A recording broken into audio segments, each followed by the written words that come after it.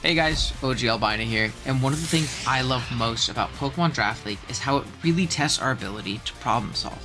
Every matchup in itself is a problem to be solved. Some may be incredibly easy, with very clear win paths and win conditions. Oftentimes though, it's not so simple. You have to take the tools you're given and try and find a consistent win path, whilst fighting against an opponent trying to do the same thing. Therefore, the more tools and playstyles at your disposal, the more opportunity you have to find unique solutions to this unique problem. Having a team with the flexibility to run multiple playstyles makes this problem-solving process of counter-teaming in Draft League so much more easy and enjoyable. To illustrate this, we're going to go over our recent BBL season.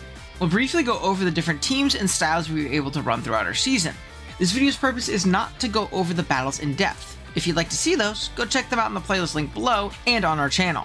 And like I said, my name's OGalbina and make a ton of Draft League content, whether it be my own battles like our season of the BBL I told you guys to go watch, or more analytical content like this. If you guys do enjoy analytical content like this, be sure to drop a like on the video and please sub to the channel. We recently hit 4K and I have a lofty goal of 10,000 subscribers by the end of the year, and I need your help in reaching that. I also want to give a big shout out to my buddy King L5 for all of the help throughout this BBL season. I shouted him out in every BBL battle and all of that stuff, but I feel like I'd be remiss to not mention him here when we're going to be going over our builds and our building style, when a lot of these ideas he really drove home me, as he's a very incredible player. So I'm going to link him in the description below. Please go check him out. You will not regret it. With that being said, let's jump into it. Really quick, let's go over some of the team styles you may see a Draft League team be built around. Starting with the extremes, we have Hyper Offense and Stall on either end of the spectrum. Hyper Offense, or Chungus Offense to the more cultured, is exactly what it sounds like. Balls to the walls offense. You just keep throwing out big heavy hitters and set up sweepers at your opponent until they become completely overwhelmed and run out of defensive counterplay. You often see a dual screens user on a team like this. This is to give your offense more turns to set up or switch into your opponent, making up for the lack of a defensive core on your team. Stall is obviously the exact opposite. Not everyone's favorite playstyle, Stall is centered around having an absolutely unbreakable core, chipping down your opponent's team with passive damage, and waiting for them to make a mistake, and honestly, just simply outlasting your opponent. In the middle of these two, we have the most common playstyle in bulky offense. This is kind of your standard, centered around some bulkier pivots, a breaker or two, and a bona fide win condition. There are examples of different subcategories of bulky offense that lean a little bit more in one way of HO or Stall. For example, you could have a team centered around momentum grabbers into an unguardable breaker, or a team that's centered around setting up hazards that your opponent cannot remove easily. The key to having the flexibility to run multiple team styles is having Pokemon themselves that are very flexible in their application. This BBL roster was full of them. Dialga was both incredibly bulky and had a great defensive typing, but was also unguardable for many opposing teams defensively. Also, keep in mind, this was an Ubers League, that's why we have Dialga. Obviously, that's not the standard. Quaquaval was great at being that endgame Moxie Sweeper alongside Aqua Step Speed Boost, but it could also rapid spin away hazards and be very solid defensively in a pinch. Crocodile was much of the same. Moxie Sweeper or Intimidate Pivot with a great Stealth Rock setting. Then of course, the poster child for flexibility, we had Terra Mew. Mew could function in literally any role required, whether that be setup win condition, a strong breaker, hazard setter, or even a catch-one defensive check to literally anything we needed. Having the ability to be any typing and having access to 90% of the moves in the game will allow you to be pretty versatile. Honestly, if you take one thing away from this video, it should be that Terra Mew is goated. Seriously, that guy is so slept on and I need more people to give it a shot. Alright, enough talking about the concept of team flexibility. Let's look at our first example in this video, Week 3 against PokeMMD. Joey's team this season was terrifying. It was headlined by Mewtwo, an Uber that was quite literally impossible to switch into for any team. It didn't stop there though. He also had Pokemon like Terrazarud, the best Terra captain in the format debatably, Enamorus, Gouging Fire, Iron Crown, and plenty of hazard stack with Gliscor and Smeargle. Myself and L5 realized pretty early on in building and testing that trying to tech his offense defensively was simply not an option. His team was just too powerful. That left us with one option, Hyper Offense. Our first member of the team was Rotom Heat, serving as a dual screen spawn that could get them up pretty consistently on any hazard lead that he had, as well as Iron Crown and Enamorus. Our only other quote-unquote defensive piece was Quaquaval, as we realized pretty early that Gouging Fire was a massive problem into our hyper offensive build, and we needed a way to slow it down.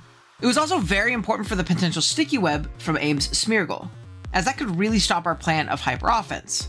From there, it was just offense, offense, offense. We had a trio setup spam. Dragon Dance Terra Dark Mew was incredibly hard to stop under screens.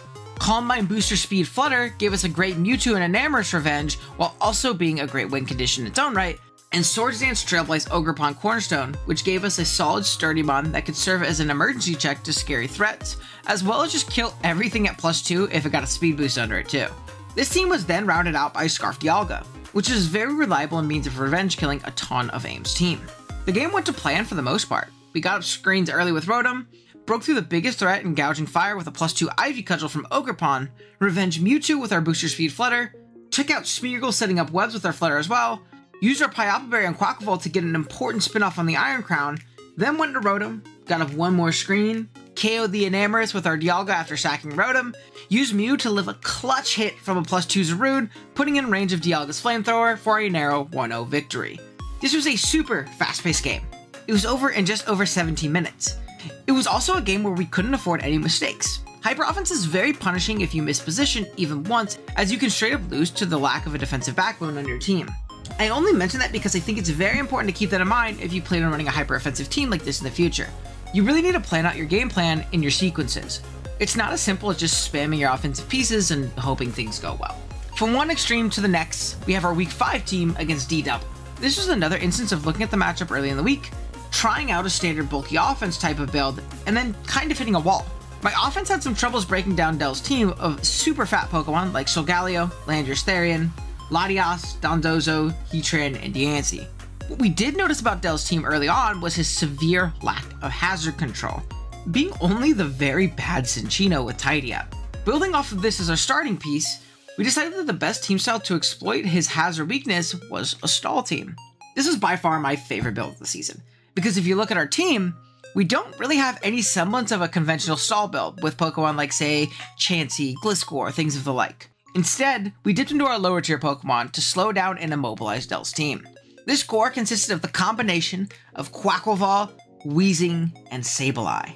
Sableye was the real star of the show and the glue piece, with the moveset of Foul Play, Will-O-Wisp, Encore, and Recover with a Rocky Helmet as its item. It shut down any set Dell could run with his biggest threat, Solgaleo. It also locked down his subpar removal in Cinccino.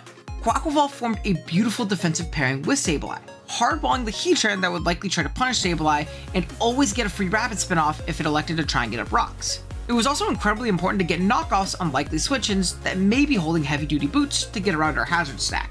Then, we had Weezing, here to get off an incredibly important T-Spike to further our means of getting passive damage, as well as to wall out the Terra Ogerpon Teal that could break through Quack and Sableye. This core was accented by the very obvious Spike's Ogerpon Cornerstone, which was an incredibly bulky max HP set this game.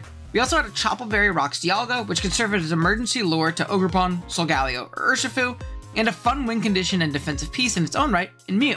Mew was Terraflying Dragon Dance, Acrobatics, Earthquake, and Rest with the Chesto Berry. I won't go over every turn in this game, as unlike the endgame, it was pretty long, but it was one of our more dominant performances this season. We were not only able to get rocks, not only get up a T-Spike, but even 3 layers of spikes. From there, my combination of Quaquaval, Sableye, and Weezing just kind of walled out Dell's team.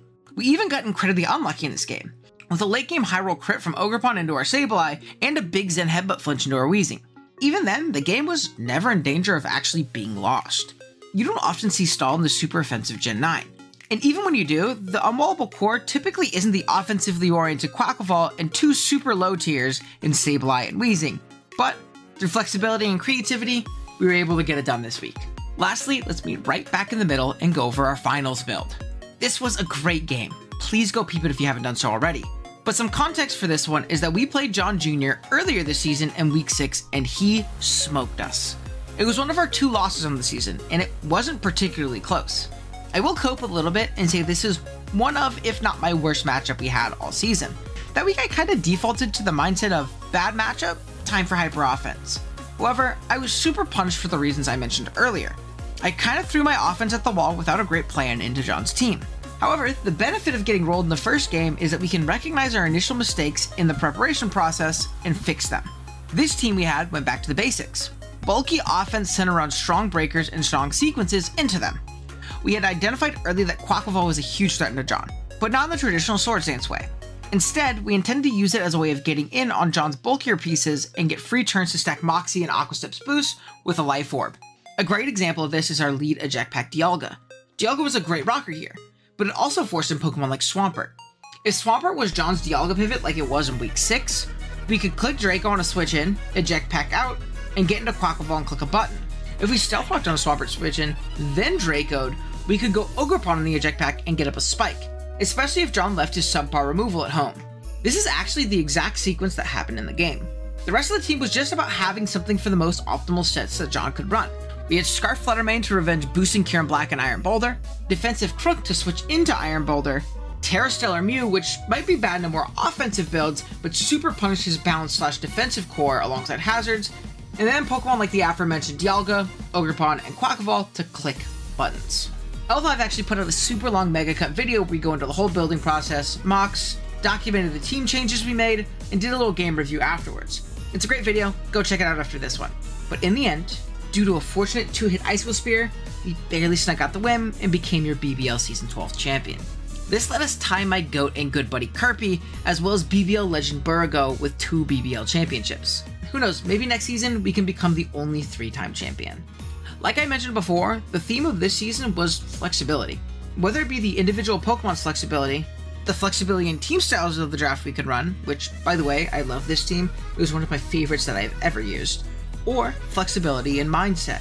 I'm sure you saw here, but in all of these games we highlighted today, we never immediately landed on the right or correct team style. But it was our willingness to adapt and be flexible in our building process when things didn't work that let us find the right building approach. This was a big season of growth for me as a builder and a player, and I really hope this video helps you guys as well. That's going to be it. That's our little retrospective video on this most recent season of BBL. I've decided I kind of want to do these whenever I win a championship for a league, as I think there's always a big overarching goal to go over, or overarching theme to go over, and that was this for this season. I think that the flexibility of this team, our mindset, and our playstyles was the reason we were able to take it home, and I'm definitely very, very proud of this season. I think we played probably some of the best Pokemon we've played in a while. So again, big thank you to L5. Big thank you to my front office too. I didn't really give a shout out to them in this, but I did in obviously all the videos. They were a ton of help. I wouldn't have been able to test out all these team styles if people weren't giving me mocks. If you want to become a part of the front office, especially if you have a bag in double battles, because spoiler if you haven't seen that announcement, we will be participating in the SBL next season. Or it might be this season already happening, to be honest with you. I don't know when this video is coming out. Let me know. Join the Discord server. Let me know that you're interested, and I can add you, and you can maybe help us out and get shouted out in the videos too. But yeah, I appreciate all your guys' support lately. I appreciate the love on the BBL season, and I hope you guys enjoyed this video and took something out of it. I think it was a good video to go over. So yeah, drop a like if you enjoyed. Sub if you're new. Road to 10K, baby. And I'll see you guys next time. Later.